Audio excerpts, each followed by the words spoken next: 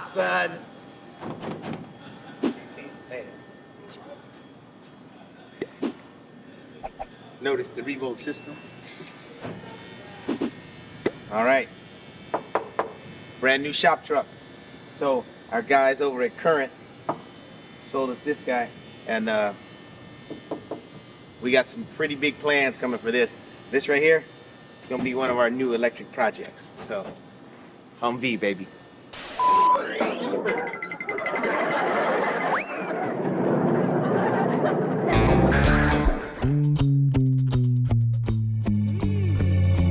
Welcome back to the Revolt Garage. So a couple different updates for you guys today. We are working on the Chords instrument cluster. We have some updates about Mirage. We're not going to be racing in the next couple weeks because it's just too hot in Southern California. I think it was about 110, 115 out there the other day.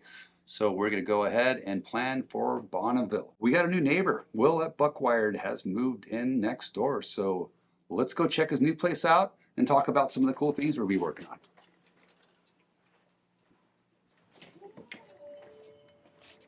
After you, sir. I guess I got to go first because I'm on camera, right? So a couple other things that have been going on. Snow decided to buy a Hummer, a Humvee, very specifically a Humvee. It is the military one, and that's sitting in the back of the shop. Of course, Snow's super excited, and he feels like he's Arnold Schwarzenegger running around with his brand new truck.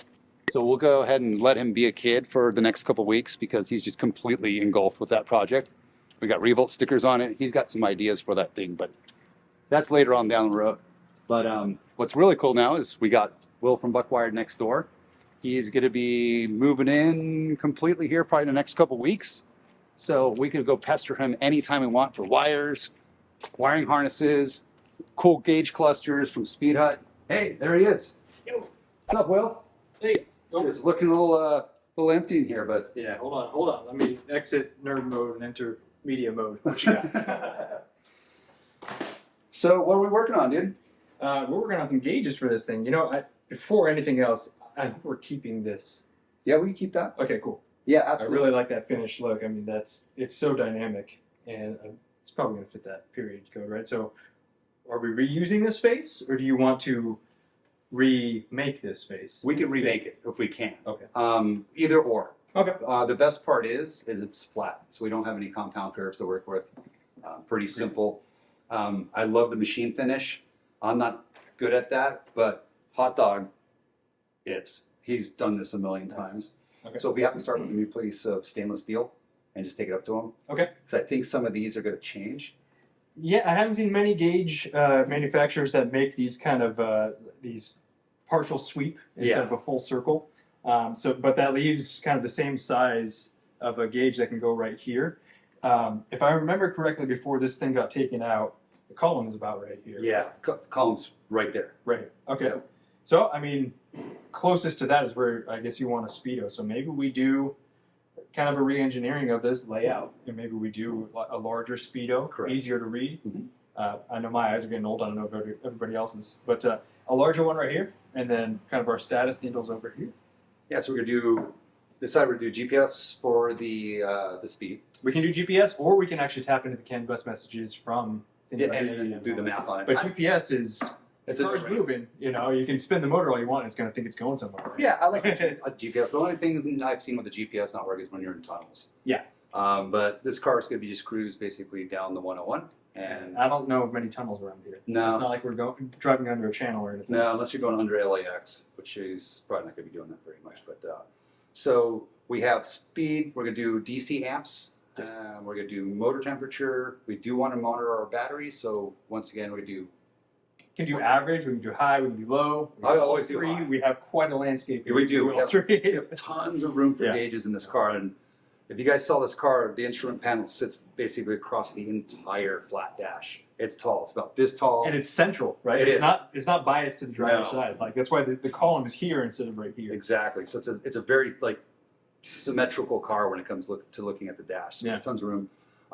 Battery temperatures are big, so yes, definitely like a high side, low side. Yeah. Whenever I do any of my gauges, especially on the digital side of things, I always set up highs and lows. So what's my hottest battery? What's my coldest battery? It's like, well, why does it matter what your coldest battery is? Well, Because you Yeah. want your heat uniform Exactly. back. You don't If- want a huge delta. Exactly. So what that means, if I see a delta, I usually do delta T, delta V's in there.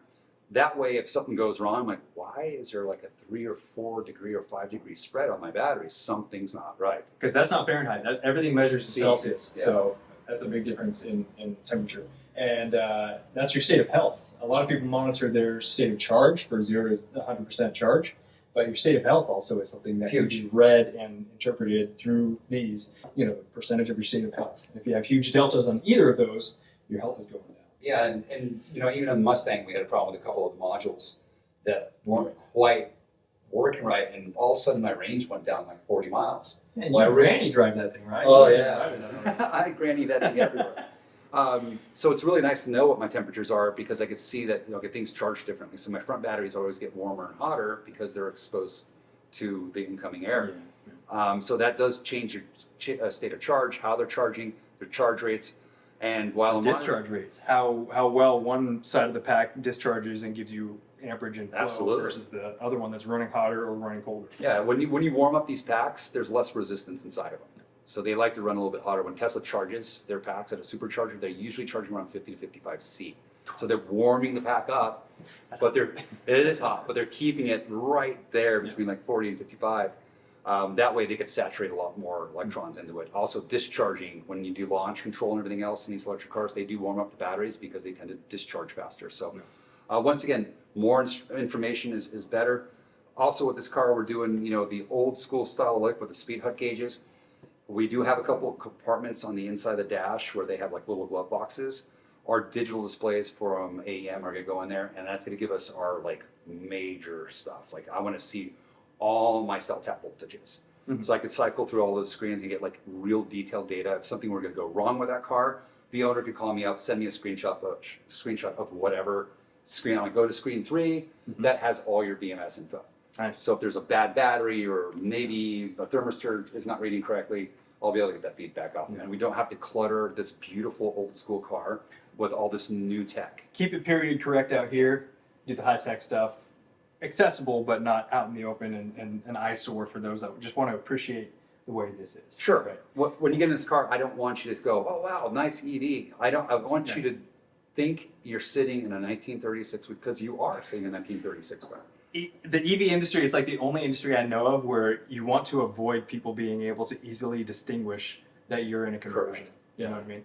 I mean, there are some that definitely just like it's blatant, but other than Like the that, Mustang. there's a subtlety to this, and it's an art. Yeah. It's part of the fun. The Mustang, we went the route of, it's got the giant iPad, it's got the digital displays, and we're going back to needles on the instrument cluster because I really like that look. Yeah. But that car's kind of a different animal. It's not your typical. This thing's already got kind of like a cream color that you can actually get on Speed Hut. I'm actually checking out gauges. Maybe we'll screenshot this, but we're going to be able to kind of pull this same black and cream and either keep it chrome or do a machined black finish. And let's see. really. This is the fun stuff. This is awesome. This is you know why I enjoy it because Yeah. this is the tangible stuff. This is you're driving an EV, you're quietly going down the road, efficiently, cleanly, simple green. And this is what you're staring at. Simple green. Yeah. Simple green. I like what you did there. plug. Boom. Yeah. Yeah. And we do want to thank Simple Green. You guys have been really awesome. We love working on this. It's been a cool project. Every project we take on, I feel like we become like friends with everybody. The Tim Allen build, it was the same way with everybody. Bodie over there, Tim Allen, Brett, his daughter Katie. We all still keep in touch. We're talking about a bunch of different things, and that's what kind of brings this family together. And now we got you next door. Well, in the Prindle switch, or not? I guess it's a Prindle switch. Yeah. The gear selector that you are kind of doing for this, can I say that's being shared with what's going on Tim Allen as well? Building So one for shoot, you're not just making a one-off. You're making a two-off. Check Exactly. that out. Well, with that switch, Tim's guy was looking for one. He found like $2,800 that looks like it came out of the Titanic. Because they don't make those anymore. They're 50, 60, 70, 80 years old, some of them. Sitting in a convertible out in the elements, I'm sure. And just collecting rust. So he really liked that look, and he's very particular about that car, and he's like, make me one. So, Yeah, nice. cool. Two birds with one stone. Heck yeah. And like you said, I am next door. So they were able to walk over here and we could talk about this. Easy to bother you. A lot easier to bother me. Yep. I mean, I answered the phone pretty well. I'm pretty good at that. Yeah. Yeah. He says that. Of course. No, I can call this guy up at 10 o'clock at night. He's always answering the phone. Yep. But Just don't mind the kids screaming in the background, right? hey, I got 3 of them myself. So that's kind of the update of what we're doing. This is going to be really fun. This is something that we really enjoy doing. Like you said, it's tangible. You can see it. You can touch it. You can feel it. We got a bunch of more stuff going on. Lots of new things coming together. We're going to be moving here soon into a bigger facility. So, hey. Just got here. Where are you going? That's right across the Oh, street, man. all right. Don't worry, I won't go that far. All right, cool. I still want to come bother you. You're gonna have to give me a heads up walking all the way from over I know. It does take about 2 more minutes to walk, so it'll be good for you. So we just took a look at Will's shop. Glad to have him next door. And this debacle. This was an interesting project. Maddie worked his butt off of this for this. I don't even know what to call it. It's a bike scissor lift Bonneville tow trailer. You're honest. I think this works. If you, because a bigger axle, a bigger wheel, and that, Mama says don't do it. Ground, and I think we're in business. Mama said knock it out. Mama said you'll knock yourself out. Let's go see what's going on in here.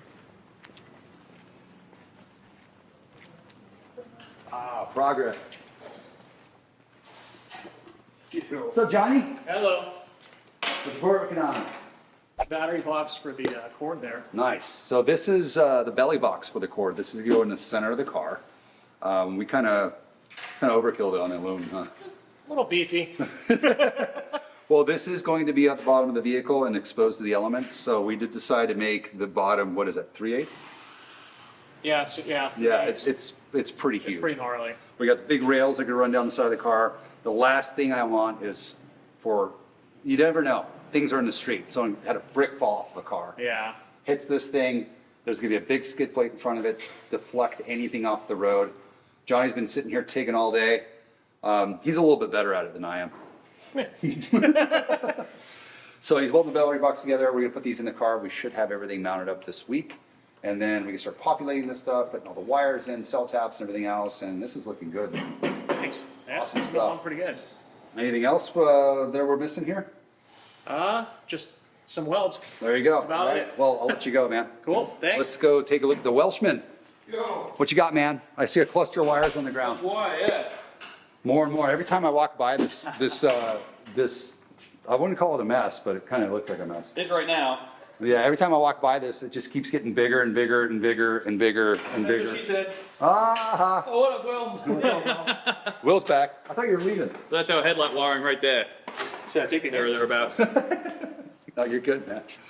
Let's see. Having him next door is great. Comes in here, talks a bunch of smack. Just to drop the occasional "that's what she said" joke. That's what she said. It takes an advanced sense of humor. I don't expect everybody to understand.